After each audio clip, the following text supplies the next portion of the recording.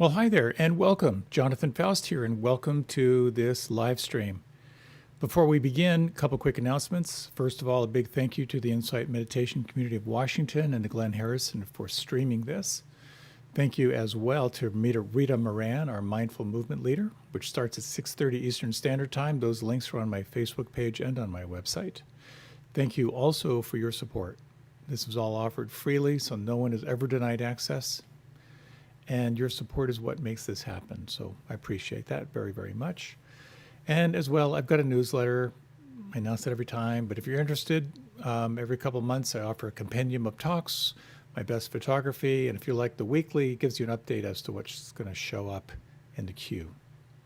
This is the final talk on befriending fear, which is what to do when fear begins to build inside. And there's this natural natural occurrence of what we could call catastrophizing, where we start to feel panic. How do you navigate that? That's the exploration here. I hope you find this helpful, and if you have no fear or anxiety, maybe you know someone who might benefit.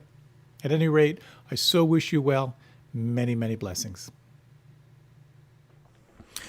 A good number of years ago now, I was at Spirit Rock Meditation Center out in Woodacre, California, on a retreat, and I was the mindful movement leader. So I would be leading the movement early in the morning. I forget when, maybe 6 in the morning or something like that.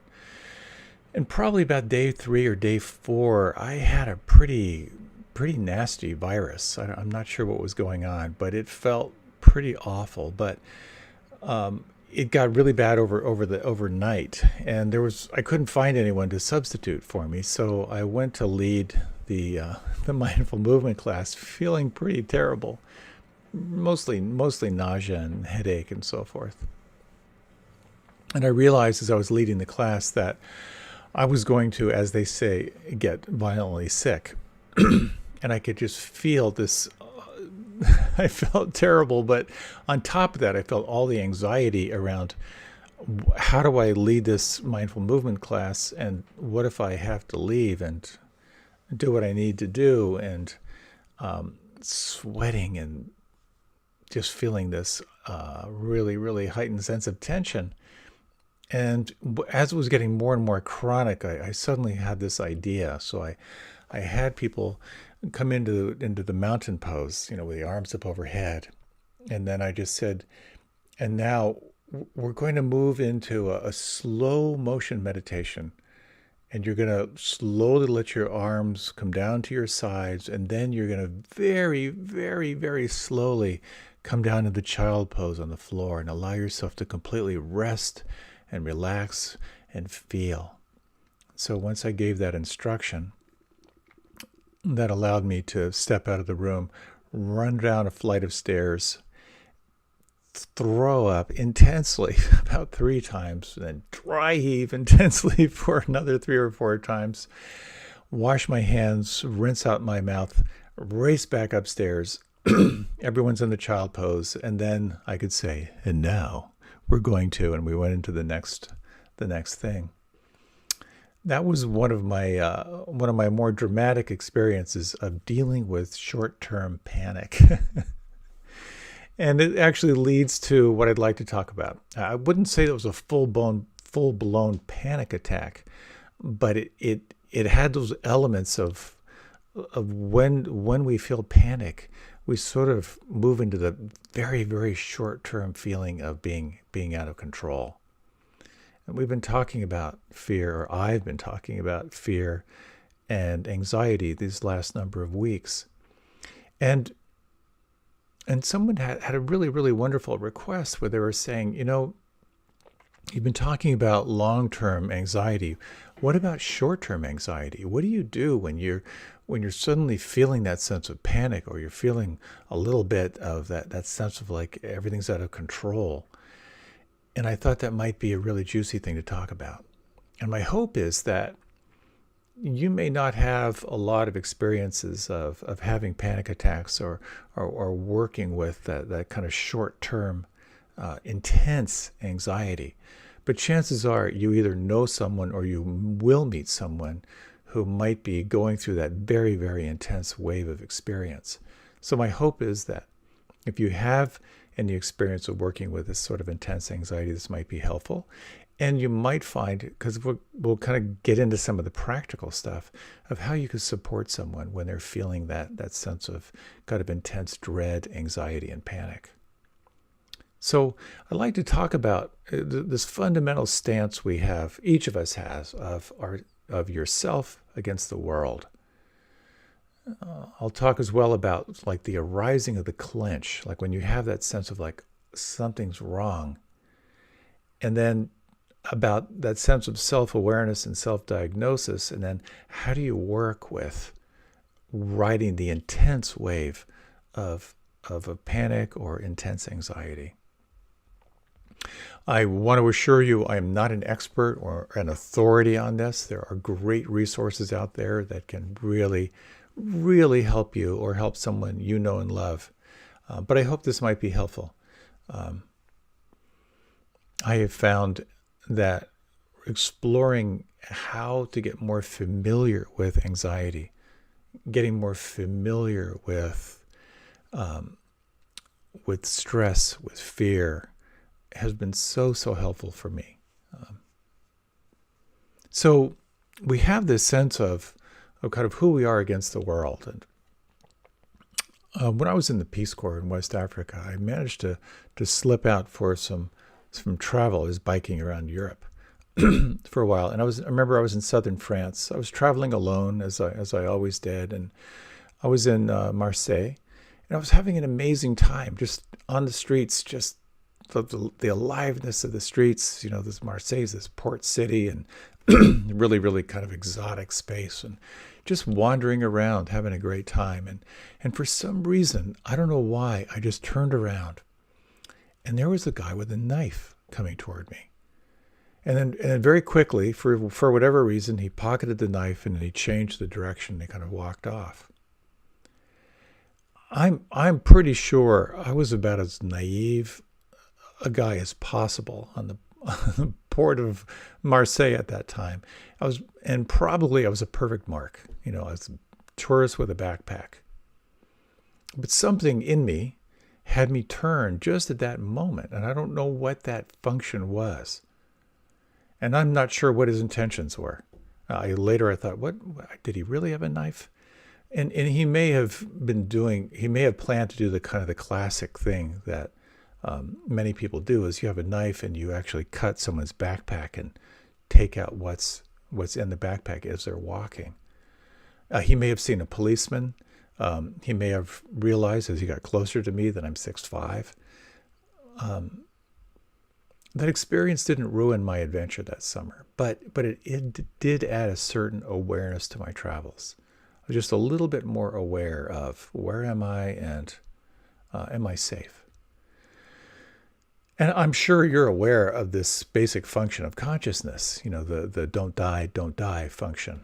This is a part of the mind that's designed toward self-preservation. It's designed toward control.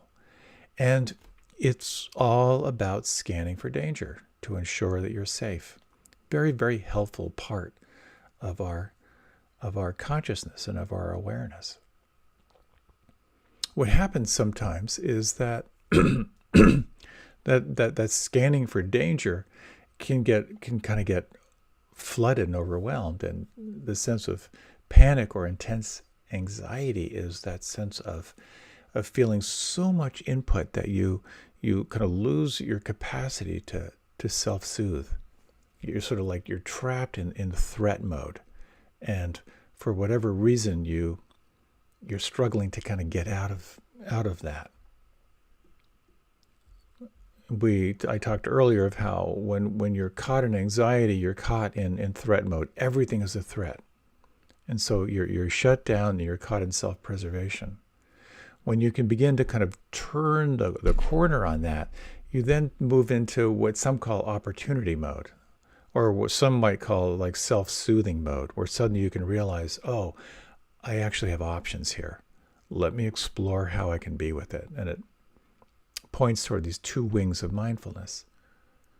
Wisdom, recognizing what's happening as it's happening, And then this realm of compassion of the heart, which is sensing, well, how can I be with this right now?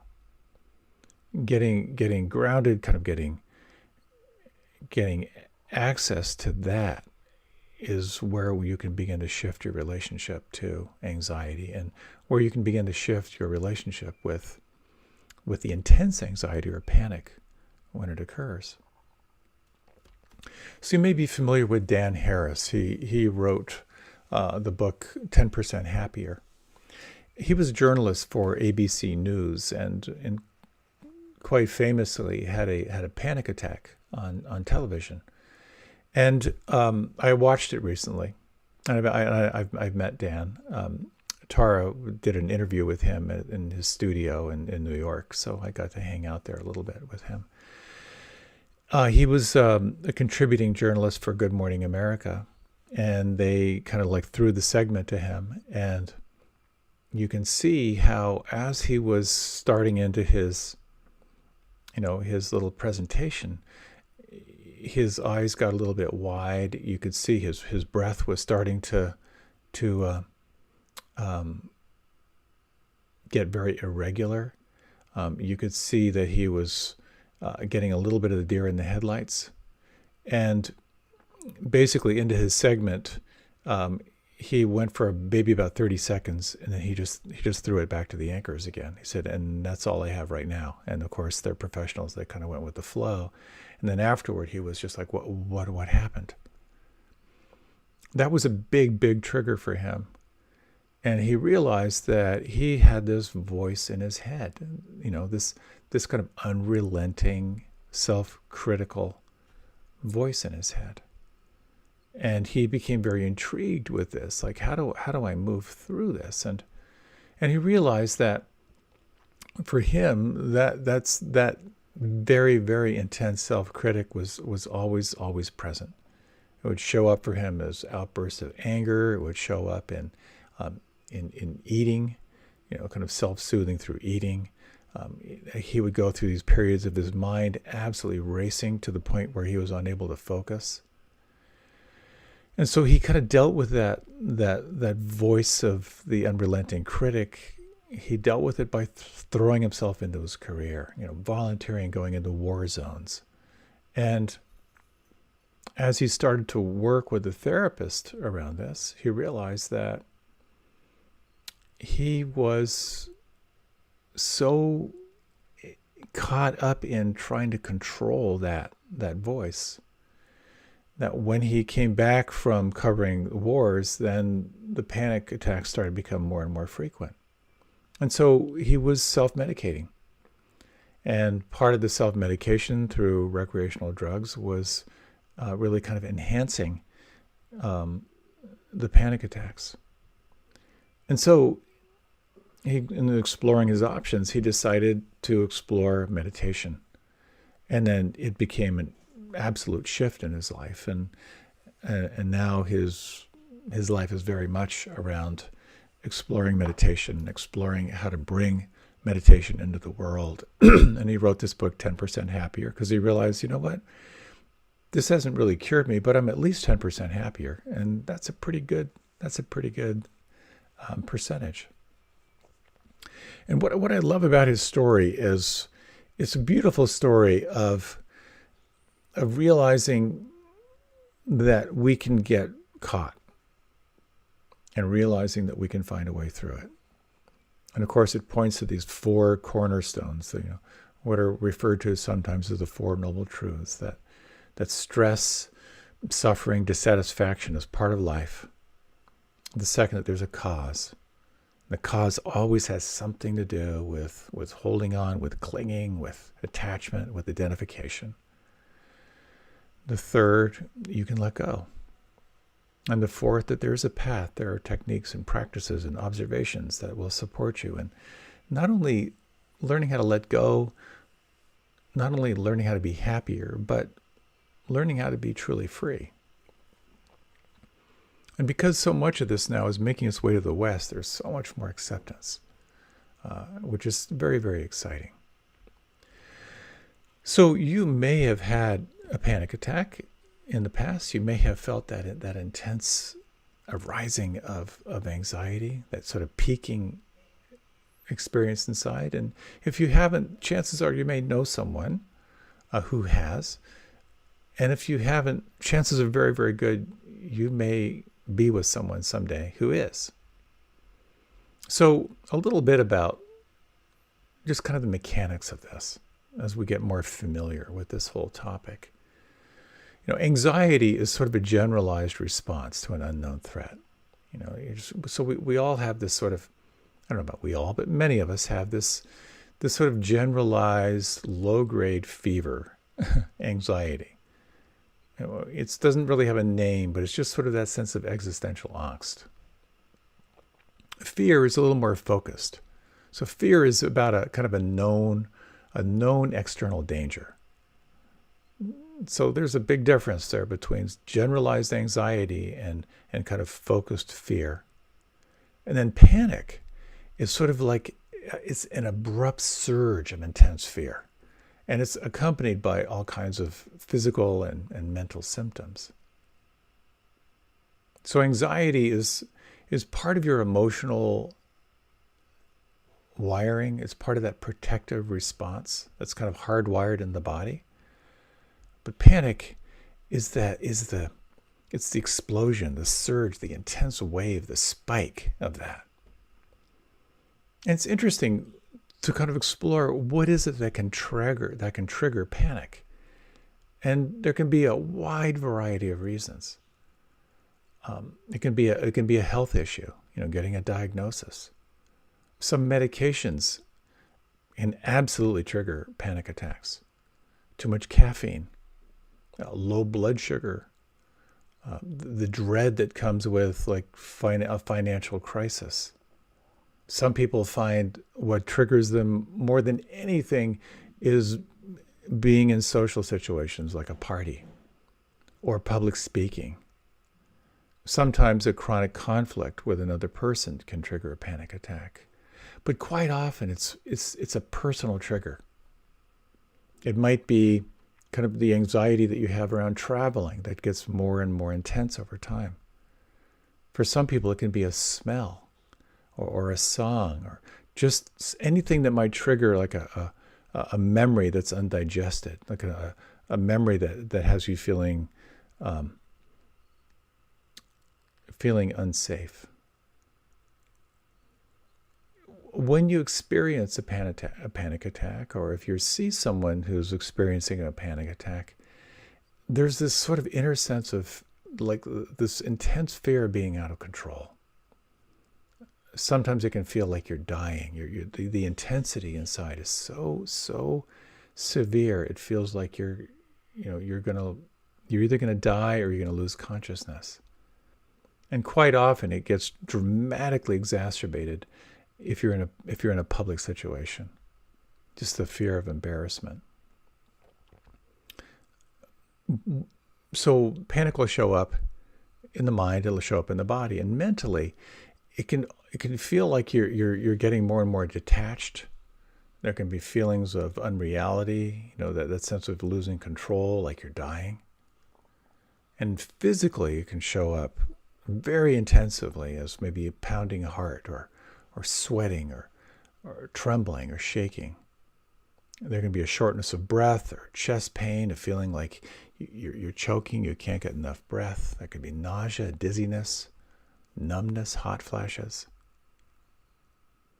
I see it clearly with our dog when a thunderstorm shows up. Suddenly there's the trembling and the panting and the shortness of breath. It's the nervous system just sort of taking over. So what's happening is when you experience a panic attack or you're with someone who's having a panic attack, it's the autonomous fight or flight response that takes over. The physical symptoms they're more intense than anxiety. And anxiety kind of builds gradually. Panic attacks come on really, really fast. And of course, they'll trigger fear and they'll trigger worry about this loss of control or maybe having another attack. And how these things begin to build, there's this quite an amazing story of this woman who shared how she was, when she was a kid, she was on a plane, plane ride, and they hit some turbulence. And the turbulence terrified her, and she could see that her mother, she was traveling with her mother was really, really freaked out and concerned about her as well. And what she noticed then was, like, every time she'd get on the plane or thinking about getting on the plane, she would start to have more anxiety. And it got worse and worse, because sometime after that, she was on a plane and she had a panic attack. And she could, just that intense wave of feeling out of control. And then every time she would think about getting on a plane, she would be afraid about having a panic attack. And it got to the point where she wouldn't travel at all. She wouldn't even get in the car.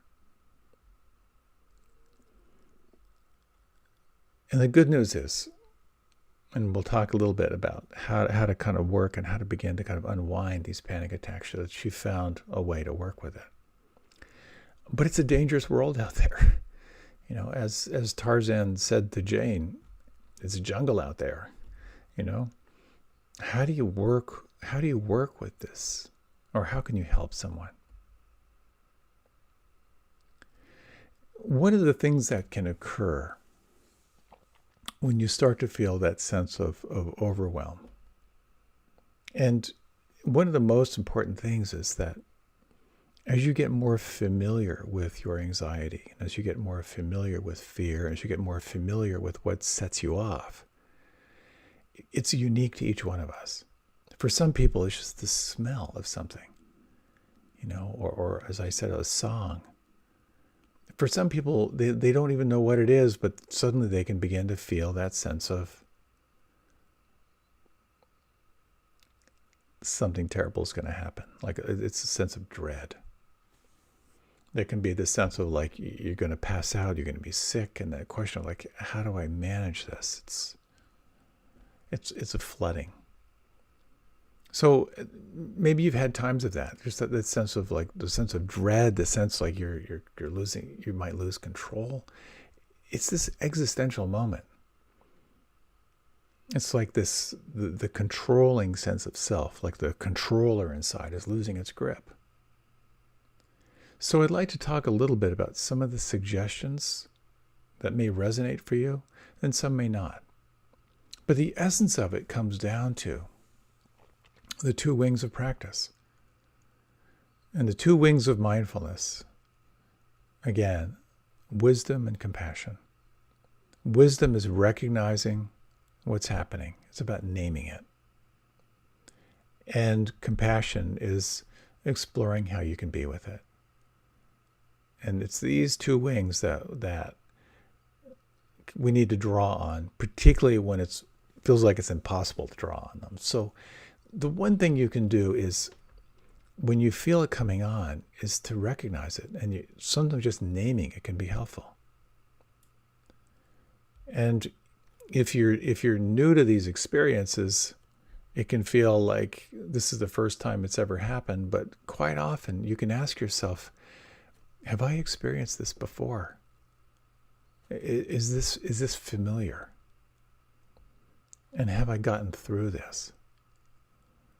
And someone was sharing with me how when they can begin to feel that, they feel the trigger, they feel the clench, they feel like something horrible is going to happen. They're going to experience this. That there's something inside now, as they've turned to get more mindful, more aware of this dynamic, where they can say, I know what this is, and I've gone through it before. And as soon as they can say, I know what this is, or they can even just say out loud, oh, I'm having a panic attack, the naming of it begins to cultivate the shift. What kind of happens is you're stimulating the prefrontal cortex. You're recognizing the sense of being flooded or being out of control. And it can kind of begin the process. I've been through this before. It's a very, very powerful thing. then the question becomes, can I be with it? What do you need to be with it right now? And for some people, and again, it depends where you are. If you're alone, it can be very, very helpful to, again, kind of say, like, I've gotten through this before, and kind of recall what got you through it before. But I think for many people, at least in my experience, what I've noticed is that when you're feeling that surge of overwhelm, there's an incredible self-consciousness about feeling like you're losing control in front of other people. So what some people have found is just to say, I'm going to be okay, but I'm really feeling sick right now, and I just need some time. Sometimes letting other people know what's happening can be so helpful. Just to say, I feel like I'm going to be sick, I'm going to be okay, but I just need a little bit of space right now. It's a very, very powerful self-soothing practice. Sometimes you can't even do that because it's so overwhelming.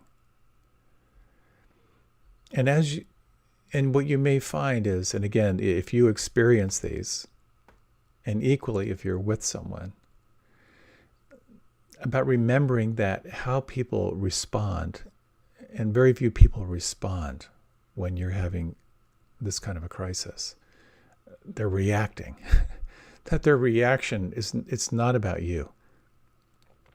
You won't remember this in the moment, at least, but they're reacting. They're trying to soothe themselves, and that's when you'll hear, like, should I call an ambulance? Some people have told me that when they start to feel this panic attack, that someone actually just yells at them, "Get it together, breathe, get it together."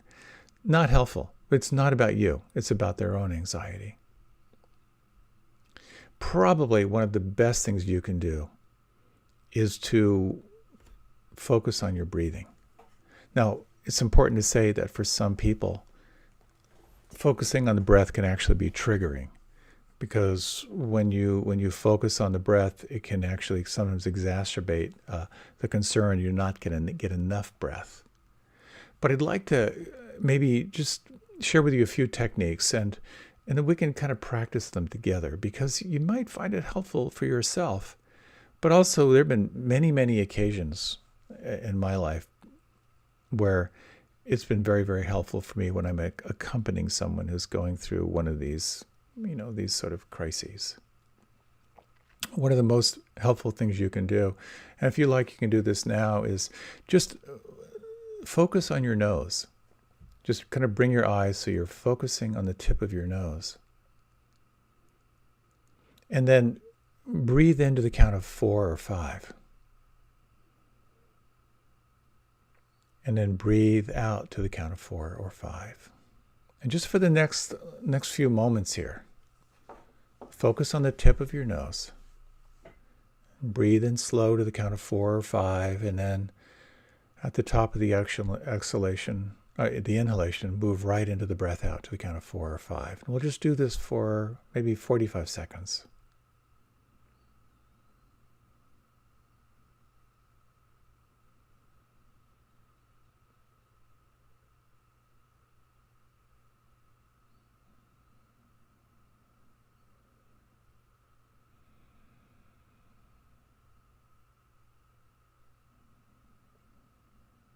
And one more slow breath.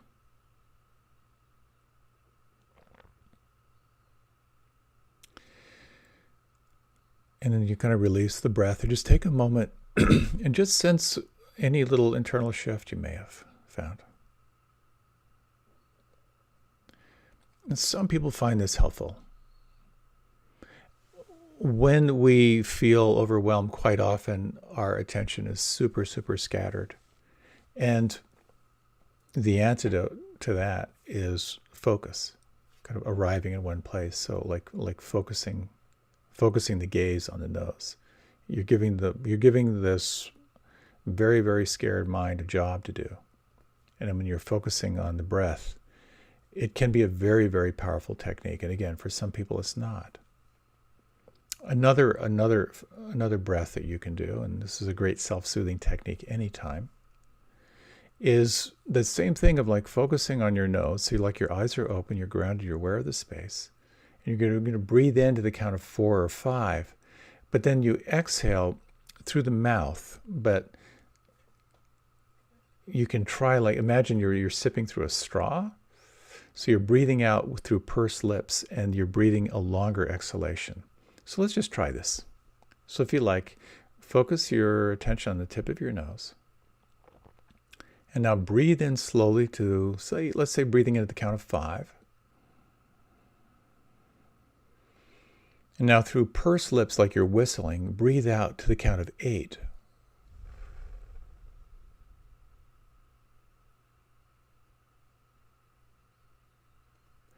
Breathe in through your nose to the count of 5.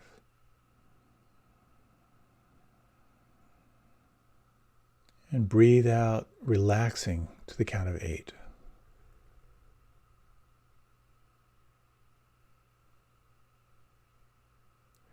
And again, you can just continue for a few more rounds of breath and just track what it feels like inside to both focus your gaze and focus on the counting, but also on the exhalation, to relax and to feel and soften.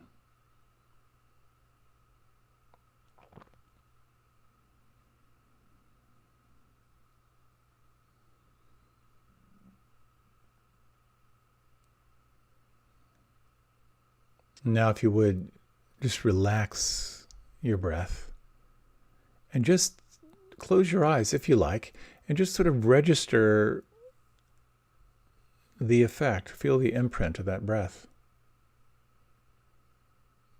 Notice anything that may have shifted for you.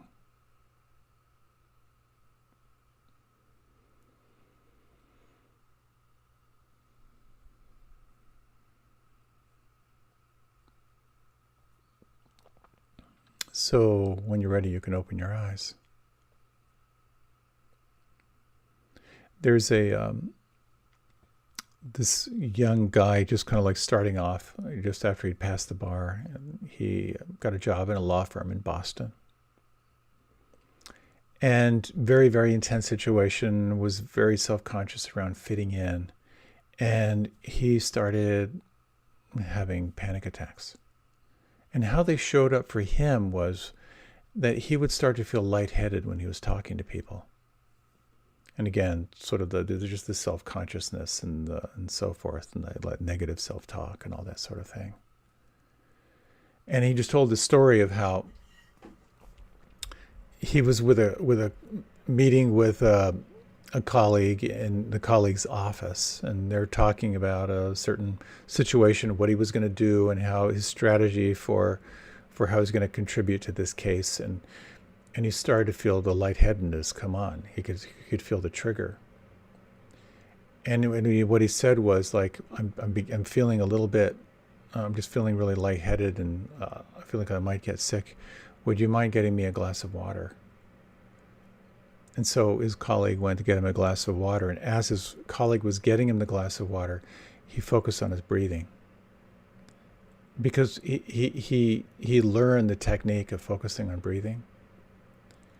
And by the time his colleague came back with a glass of water, he was already kind of on the other side of the wave. And he said for him, it's so helpful to be able to recognize the early warning signs. And then to give himself the permission to kind of take that time just to focus inside on his breath. He said, he recognized, he said, it's like riding a wave. It's a very, very intense wave. And once you know what it is, he said, you can learn how to disarm it. And I take some solace in that. So breath can be very, very helpful.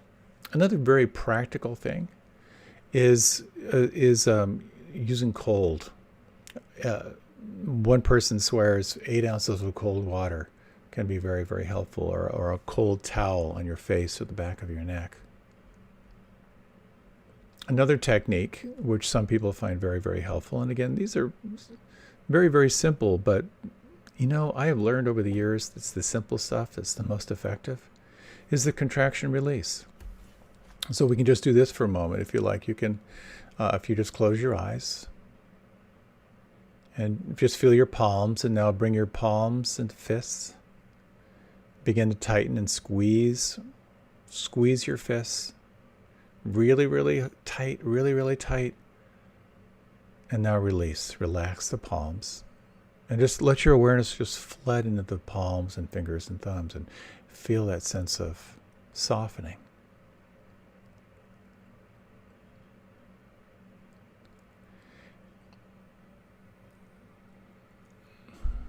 And again, you can open your eyes, and this can be a very, very helpful tool. Just the sense of squeeze, contraction, focus, and release. You can do it throughout the body, but just that simple movement can be very, very helpful. So this intense wave of panic, anxiety, it'll quite often reach its peak in minutes. That's one of the characteristics of it. It's like this rush of a wave. It can feel terrifying. But again, the more familiar you can be with it, the more it can develop a sense of confidence that you can be with it. And what I've found is just being aware of these techniques can be so helpful if you're around anyone who is experiencing this. Sometime back, I was on a plane, and it was one of those situations where I had an open seat next to me. The plane was just about full, and then here comes someone. I realized, this is the person who's going to be sitting next to me. And this woman was quite large, and as she settled into her seat, she was sort of like spilling over into my space. I could feel all my reactivity, all my judgments. But as soon as we started chatting, I just got, she had a real sweetness to her. And as the plane was taxiing and getting ready, I noticed that she was getting really, really pale. Her breathing was speeding up. She was gripping the seat. And I just sensed that she was feeling really, really claustrophobic because she was like jammed into this tight seat. And I realized that she was on the verge of feeling the panic, overwhelm. And then I realized that if I panic about her panic, we're in serious trouble. And so I just asked her, I said, are you feeling anxious right now? She goes like, I'm really, really scared. And I just said, wow, I really know that feeling. And I learned this trick that's been really, really helpful for me. Would you like to try it? And so I invited her into the breath. And I actually breathed with her a little bit. And I could just see the grip begin to soften, the grip on the armrest. Her breath started to normalize a little bit. And I realized that for me, because I could recognize it inside myself, just the capacity to accompany her was really what she needed. Quite often when I imagined if I were having a panic attack, what would I need in that moment? Quite often it's not anyone to fix me. It's just someone to really accompany me, to kind of help normalize the experience. So I didn't do anything really fancy. I just let her know I was there, and we breathed together, and we moved kind of beyond that. So can you imagine being with someone who's having a panic attack in your life? Someone who might be feeling kind of that surge of feeling out of control, the chest pounding, the sweating, all of that. How would you want to be with them? And this is where I find this beautiful teaching in these practices of getting familiar with what's between us and feeling free. And familiarity is what leads to wisdom. So if you feel panic or you know someone who suffers from panic attacks, is it possible to get familiar with the triggers? What is it that begins? What are the early warning signs? Some people find that when they can begin to sense the trigger and the early warning signs, some people find exercise is helpful, like speed walking, texting a friend saying, "Wow, I'm really feeling something coming on." Having an ally nearby can be helpful. And if this is an issue, or you know someone for whom this is an issue, the good news is this is all treatable. And meditation can be very, very helpful. Cognitive therapy has helped so many people. Somatic therapy, like learning how to navigate your nervous system when you feel panic coming on. Medications can be tremendously helpful if you find yourself kind of getting paralyzed. If you find yourself, what many people have found is that when you're aware of the trigger, you feel it kind of coming on, and you're in a social situation, which makes it so much more chronic, just to say, if you can, to say, I get these episodes of panic attacks, I'm going to be okay, but I just need a little quiet time and maybe some cold water. That can be a really helpful way of kind of naming it, kind of naming what you need, and then you're allowing people to support you. The thing of, what you can't communicate controls you really comes into play here. I think so much of this comes down, again, to suffering, stress, anxiety, dissatisfaction, unsteadiness of mind. These qualities of what the Buddha referred to as dukkha are part of the human experience. We all, to some degree, experience this. When we can begin to open to that reality in ourselves, and particularly that reality for each other, it begins to open the possibility of empathy and compassion and kindness. To recognize suffering and stress when it arises. And to recognize that if you turn toward it, that there is this possibility of opening into a greater sense of ease, a greater sense of aliveness, and a greater sense of the goodness of life. Let's close with a very short little meditation. If you like, you can close your eyes. And you might just sense in your own way the stress, the worry, the anxiety that pervades this whole human experience.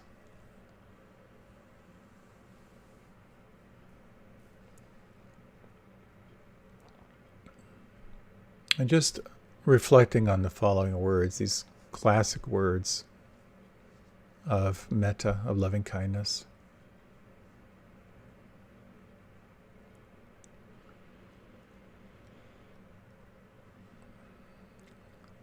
As I wish to be happy, may all beings be happy.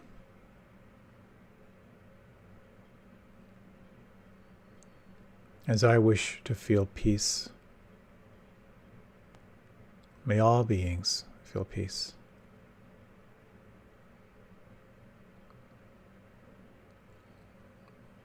As I wish to feel free from stress and suffering, may all beings in all directions feel free from stress and suffering.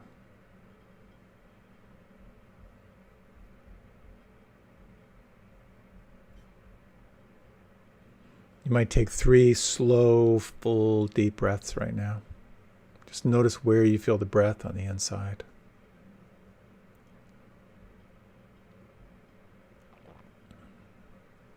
As you're ready, you can open your eyes.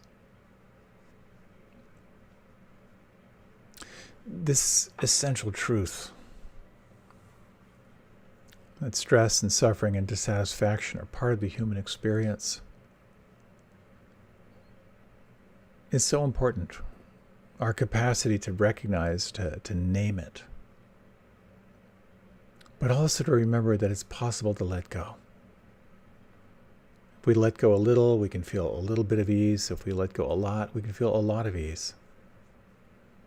And I take heart in the fact that there are these practices. And I also take heart that I'm not alone, that we're truly all in this together.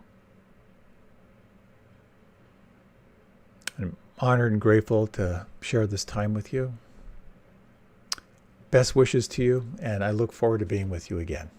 Thank you so much.